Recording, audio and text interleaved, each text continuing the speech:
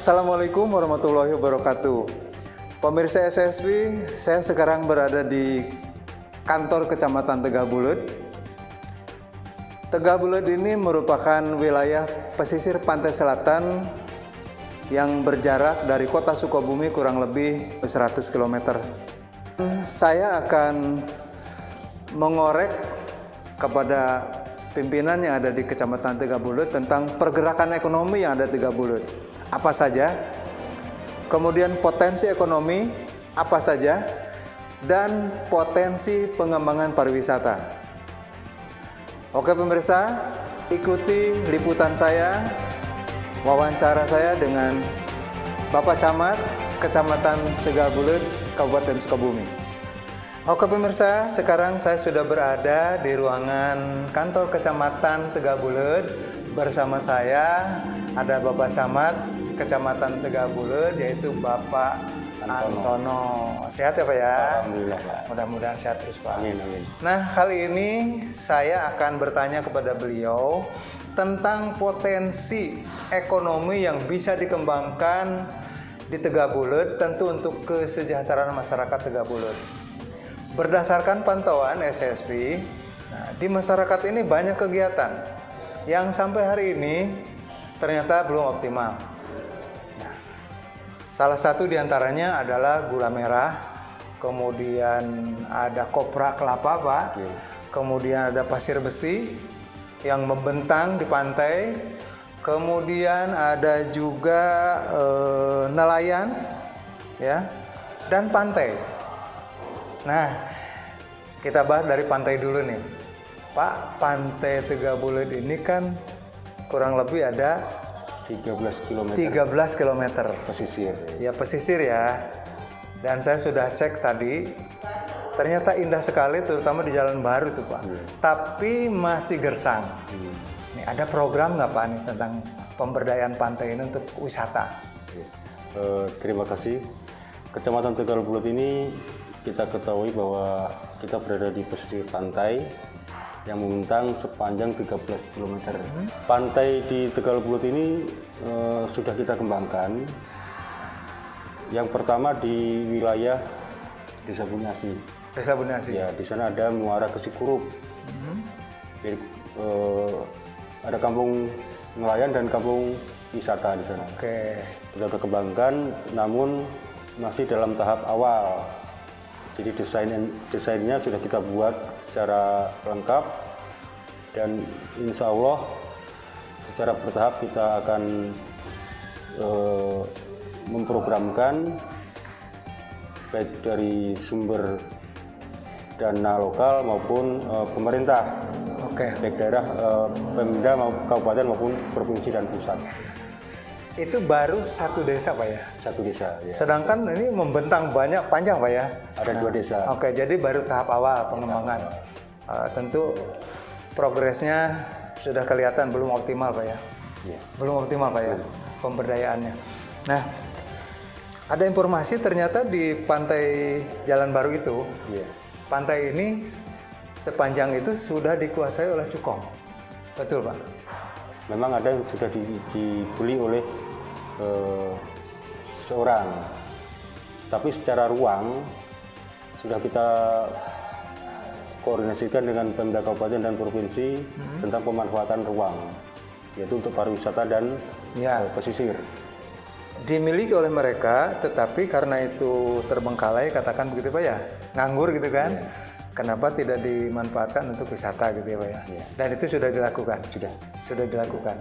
Hanya saja belum mulai untuk pantai baru, terutama Jalan Baru. Untuk Jalan Baru kita sudah kerjasama dengan komunitas di sana. Jadi anak-anak muda yang konsen terhadap pariwisata, dan kita rencanakan untuk pertama penanaman pohon, buah-buahan dan kelapa pendek, dan tahun ini kita rencanakan. Nah, kemudian ada sentra kopra kelapa nih Pak di sini. Pandangan Bapak tentang pengembangan kopra ini gimana? Untuk komoditas kelapa pada umumnya memang di sini sentra, karena luas kebun kelapa ini cukup luas, mencapai 2.500 hektar. Dan saat ini dikembangkan atau diambil hasilnya yaitu dari mulai disadap menjadi gula merah, kelapa putiran kelapa muda, dan kopra.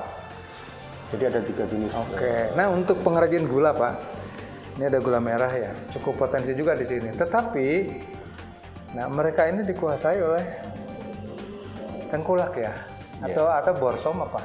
Namanya kalau di sini di lokal di sini disebutnya borsom. Borsom, Pak. Jadi borsom itu seseorang yang membiayai kepada petani penyadap. Tetapi hasilnya dibeli dengan harga murah. Dibeli dengan kesepakatan barangkali.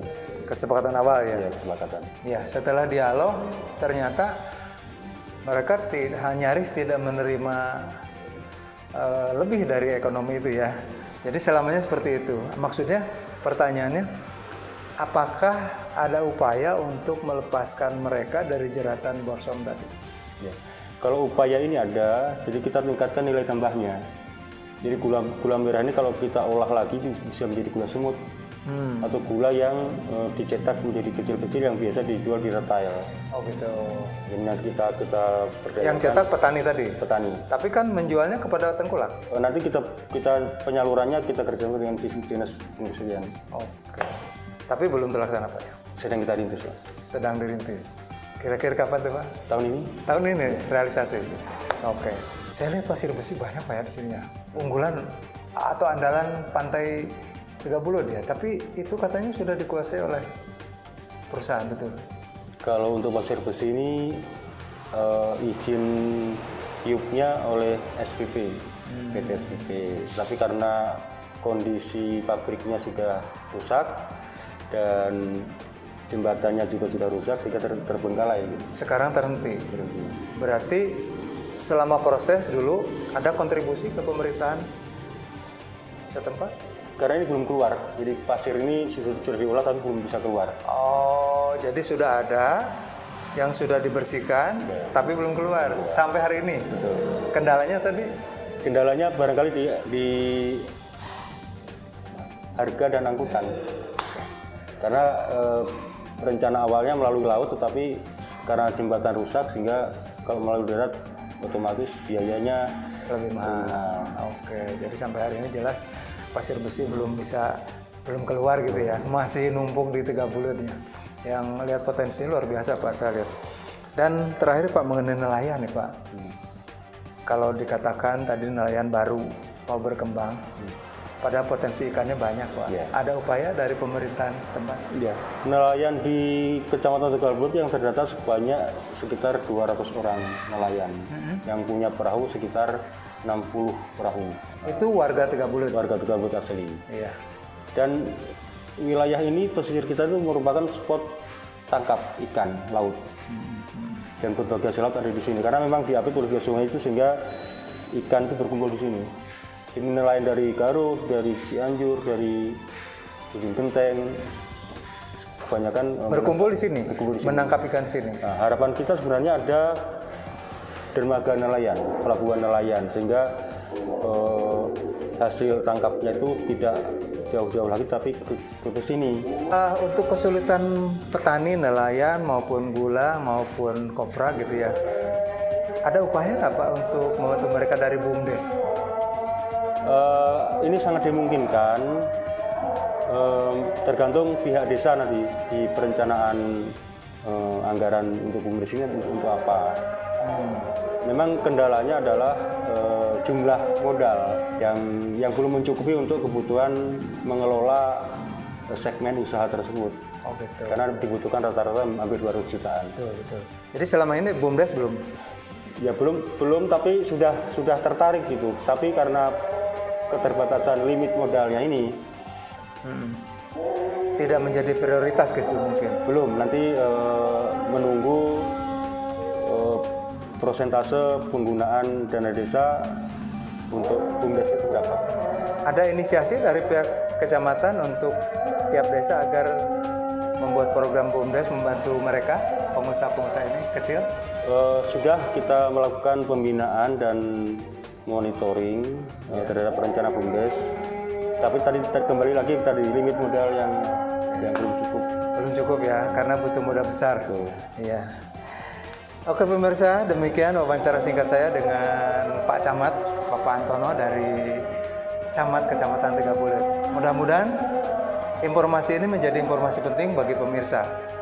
Dari kantor Kecamatan Tegabulet, jurnalis SSP Muhyiddin melaporkan.